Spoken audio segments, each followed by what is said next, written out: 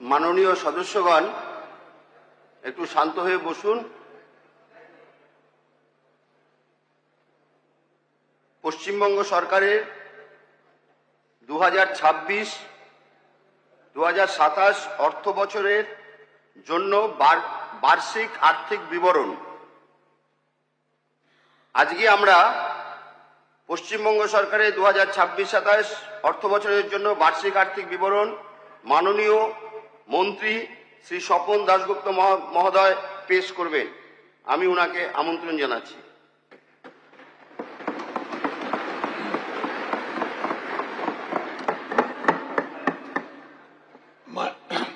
মাননীয় অধ্যক্ষ মহোদয়, আপনার অনুমতি নিয়ে আমি এই মহান সদনে 2026-27 অর্থবর্ষের বার্ষিক আর্থিক বিবরণী ও ব্যয় বরাদ্দের প্রস্তাব পেশ করছি। মাননীয় অধ্যক্ষ মহোদয়, পশ্চিমবঙ্গে ভারতীয় জনতা পার্টি নেতৃত্বাধীন সরকারের প্রথম বাজেট পেশ করতে পেরে আমি সম্মানিত ও বিশেষভাবে ধন্য। এই সরকার দীর্ঘ বছরের সংগ্রাম এবং আমাদের কার্যকর্তাদের অপরিসীম ত্যাগের ফল। স্যার, গত 4 মে যে রাজনৈতিক পরিবর্তন ঘটেছে তা শুধু সরকারের নিয়মতান্ত্রিক পরিবর্তন নয়, তার থেকে বেশি। এই পরিবর্তন প্রায় 5 দশকের ক্রমাগত অবক্ষয়ের পরে পশ্চিমবঙ্গের জনগণের নিজেদের প্রাসঙ্গিকতা পুনরুদ্ধার করার দৃঢ় সংকল্পের পরিচয়। 19 শতকের মাঝামাঝি থেকে স্বাধীনতা লাভ করা অবধি পশ্চিমবঙ্গ ভারতবর্ষের বৌদ্ধিক, অর্থনৈতিক ও সাংস্কৃতিক চেতনাকে রূপ দিয়েছে এবং দেশের ইন্টেলেকচুয়াল ভ্যানগার্ড ভূমিকা পালন করেছে। দুঃখের বিষয়, আজ আমরা সেই উত্তরাধিকার নষ্ট করে অপ্রাসঙ্গিকতার প্রান্ত সীমায় পৌঁছে গেছি। এই জন্যে যথার্থই আমরা আমাদের সামনের কাজকে একটা মিশন হিসেবে, যা বাংলাকে নতুন রূপে কল্পনা করা ও জাতীয় ক্ষেত্রে তার ন্যায্য স্থান পুনরুদ্ধারের একটি মিশন। পশ্চিমবঙ্গের জনসাধারণ আশা আকাঙ্ক্ষাকে মর্যাদা দিয়ে নতুন সরকার এমন এক বাংলার স্বপ্ন দিয়েছে যা সমৃদ্ধ কিন্তু সংবেদনশীল, আধুনিক কিন্তু ঐতিহ্যভিত্তিক, বিশ্বে প্রতিযোগিতামূলক কিন্তু স্থানীয়ভাবে অন্তর্ভুক্তিমূলক। আমাদের নতুন সরকারের লক্ষ্য বিকশিত ভারত এবং এর একটি প্রাণবন্ত অংশ হিসেবে বিকশিত বাংলা গড়ে তোলা, একটি উন্নত, সুরক্ষিত, অন্তর্ভুক্তিমূলক ও ভবিষ্যতের জন্য প্রস্তুত পশ্চিমবঙ্গ। এই ভূমি শক্তি ও ভক্তির ভূমি। আজ যেহেতু আমরা সভ্যতার আত্মা পুনরুদ্ধার অঙ্গীকারবদ্ধ, আমরা জাগরিত শক্তির প্রেরণার ভিত্তিতে আমাদের বাজেট রূপরেখা তৈরি করেছি। আমি এটা সংক্ষেপে বলবো, আমার বাজেট স্পিচটা বেশিটাই বাংলায় বলবো, কিন্তু একটা দুটো অংশ ইংরেজিতে বলবো, কারণ এটার একটা সর্বভারতীয় একটা গুরুত্ব আছে। সেই কারণে যাতে পশ্চিমবঙ্গের বাইরে যারা দেখছে তারা এটা জানতে পারে। প্রথমত, সেবা শক্তি। আমি ঘোষণা করতে চাই যে রাজ্যের বর্তমান চালু সকল সামাজিক সুরক্ষা প্রকল্পগুলি অব্যাহত থাকবে, যেহেতু আমরা মানব সম্পদ উন্নয়নে গভীরভাবে অঙ্গীকারবদ্ধ। কিন্তু সরকারি প্রকল্পের সুবিধে সমাজের সবচেয়ে দুর্বল শ্রেণীর কাছে পৌঁছে দেওয়াটা সুনিশ্চিত করতে হবে। এই প্রকল্পগুলি প্রয়োজনীয় পরিবর্তন ঘটাতে হবে। আমি একটু আমাদের ঋণ বোঝা নিয়ে একটু কথা বলব। Our government has inherited a massive debt of 8,15,891 crore as a legacy. This is a potentially crippling debt. However, with the support of the Government of India and fiscal reforms, we will try to put it on a sustainable path. In this budget, the revenue deficit as a percentage of GSDP, that is the state domestic product, is projected to be 1.02%, down from the revised 2025 figure of 2.07%. The fiscal deficit as a percentage of GSDP will be 2.9%, down 3.40%. And the debt stock as a percentage of GSDP is projected to be 37.98%, down from 38.29. মাননীয় অধ্যক্ষ মহোদয়, একটা দুর্নীতি মুক্ত প্রশাসনিক কাঠামো গঠন করা আমাদের দৃষ্টিভঙ্গির মূল স্তম্ভ। আমরা স্বচ্ছতা, দায়বদ্ধতা ও আইন ভিত্তিক সিদ্ধান্ত গ্রহণের সংস্কৃতির প্রতি অঙ্গীকারবদ্ধ থাকব। রাজ্যে জনগণের আস্থা অবশ্যই পুনরুদ্ধার করতে হবে আমাদের।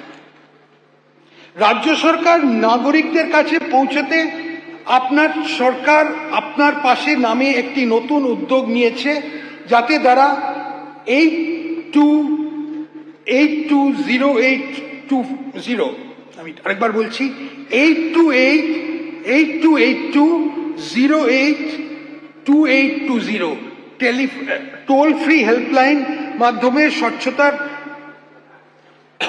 তার সরাসরি সরকারের কাছে যোগাযোগ করে তাদের অভিযোগ নিষ্পত্তি করতে পারেন।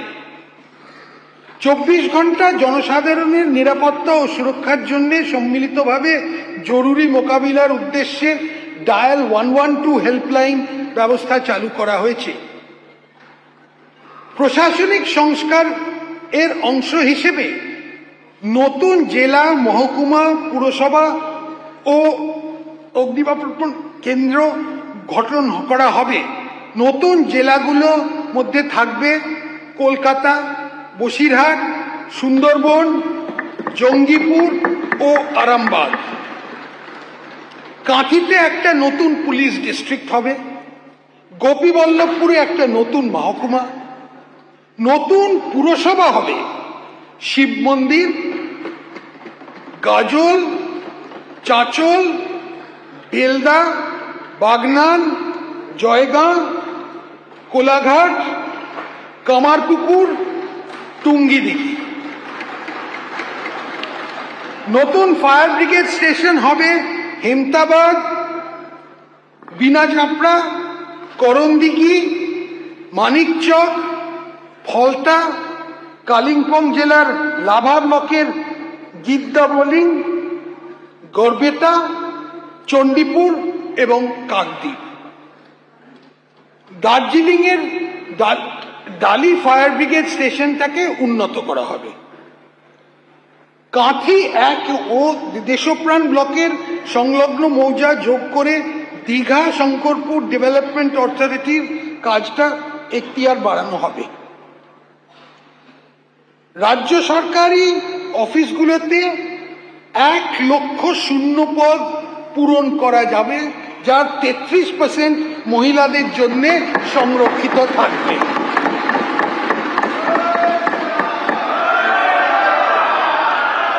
এই শূন্য পদগুলোর মধ্যে 20,000 পুলিশ বিভাগ, 50,000 শিক্ষক, অধ্যাপক অশিক্ষক কর্মী,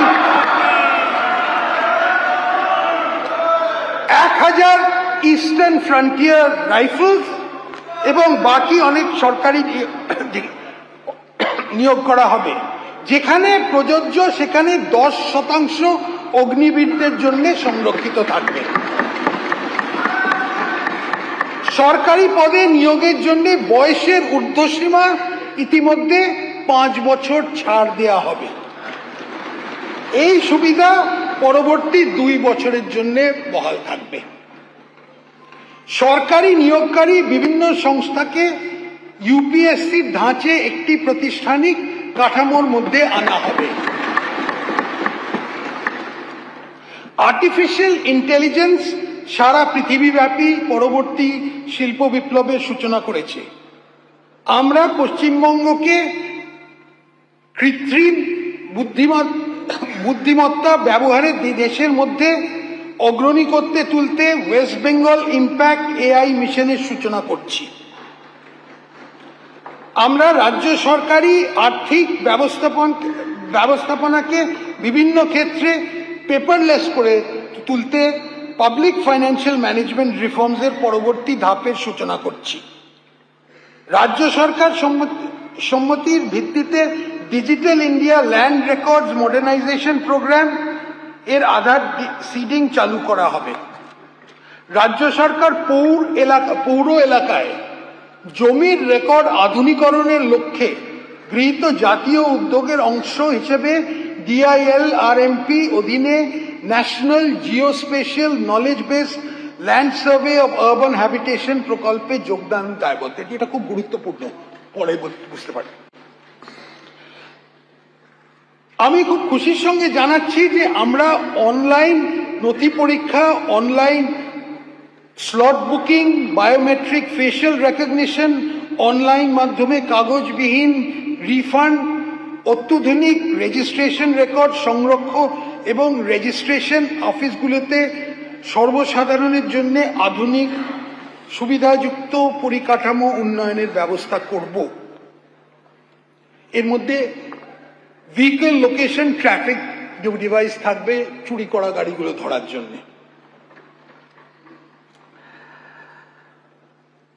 পাথর, বালি, গ্রানাইট এবং অন্যান্য মাইনার খনিজের আইনসঙ্গত খনন নিশ্চিত করতে মাইনার খনিজের সকল মুলতবি হওয়া অকশন, ই অকশন সিস্টেমের মাধ্যমে কেন্দ্রীয়ভাবে করা হবে।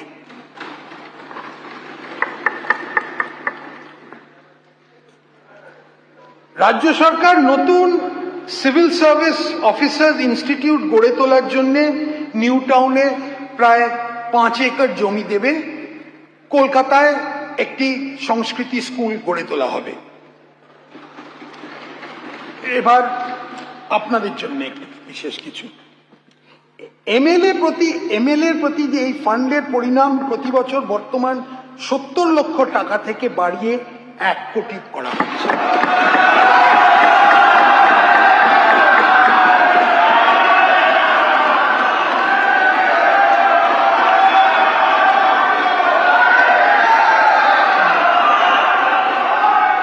দক্ষিণ 24 পরগনার ফলতা এলাকাকে একটা মডেল হিসেবে গড়ে তোলার পরিকল্পনা নেওয়া হচ্ছে। ফলতা মডেল হয়তো বিএইচপিসি কে একটি 100 বেড গ্রামীণ হাসপাতাল উন্নত করার জন্য করে হবে, যেখানে কম্প্রিহেন্সিভ ইমার্জেন্সি অবস্টেট্রিক কেয়ার অর্থাৎ সেই প্রস্তুতি ব্যবস্থা হবে।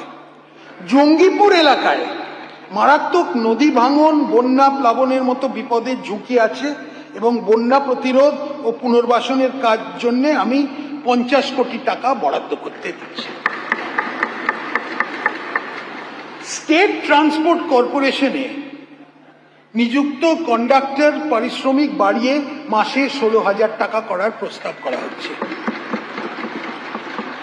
সিভিক ভলেন্টিয়ার, ভিলেজ পুলিশ ও গ্রিন পুলিশ কর্মীদের অগস্ট 2026 থেকে তাদের মাসিক পারিশ্রমিক 2,000 টাকা বাড়িয়ে দেওয়ার প্রস্তাব করা হচ্ছে। এছাড়া হোমগার্ড ও এনভিএফ কর্মীদের মাসিক পারিশ্রমিক 2,000 টাকা বৃদ্ধি করা হচ্ছে। প্রাণী বন্ধু, প্রাণী মিত্র, প্রাণী সেবা, মৈত্র এবং অন্যান্য এআই কর্মীদের গুরুত্বপূর্ণ কাজকে স্বীকৃতি দিতে এদের মাসিক পারিশ্রমিক 2,000 টাকা বাড়ানোর প্রস্তাব রাখছে।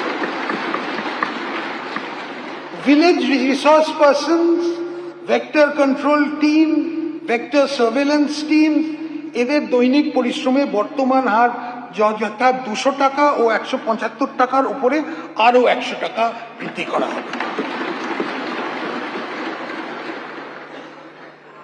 অবসরপ্রাপ্ত সাংবাদিকের পেনশন মাসে 5,000 টাকা দেওয়া হবে। যে সমস্ত ব্যক্তি কারাবাস ভোগ করেছেন তাদের মাসে 10,000, জরুরি অবস্থাটাই এটা বেশিটাই, তাদের মাসে 10,000 টাকা পেনশন দেয়া হবে।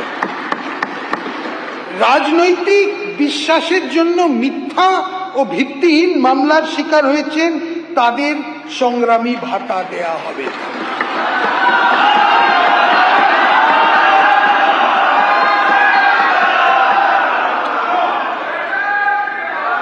সিভিল ডিফেন্স কর্মীদের মাসে ন্যূনতম 20 দিনের কাজ পাওয়া নিশ্চিত করা হবে।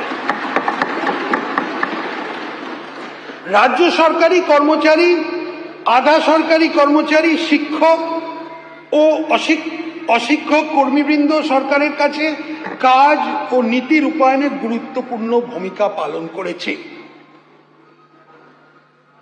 এদের এই অবদানকে স্বীকৃতি দিতে আমরা ঘোষণা করছি যে বর্তমানে 18% মহার্ঘ ভাতা দিয়ে ওপর অতিরিক্ত 20% মহার্ঘ দিয়ে দেওয়া হবে।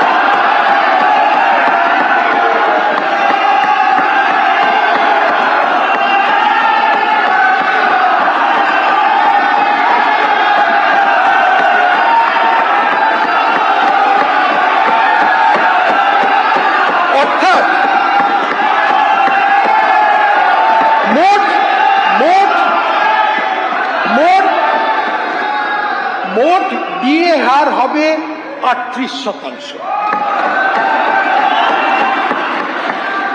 পেনশন প্রাপ্যরা অতিরিক্ত 20% ডিএনএস রিলিফ পাবেন। আমাদের ভিডিও ভালো লাগলে লাইক এবং শেয়ার করুন। কমেন্ট সেকশনে গিয়ে জানান আপনাদের মতামত। আরও ভিডিও পেতে আমাদের চ্যানেল সাবস্ক্রাইব করুন এবং প্রতি মুহূর্তে খবরের আপডেট পেতে প্রেস করুন বেল আইকন।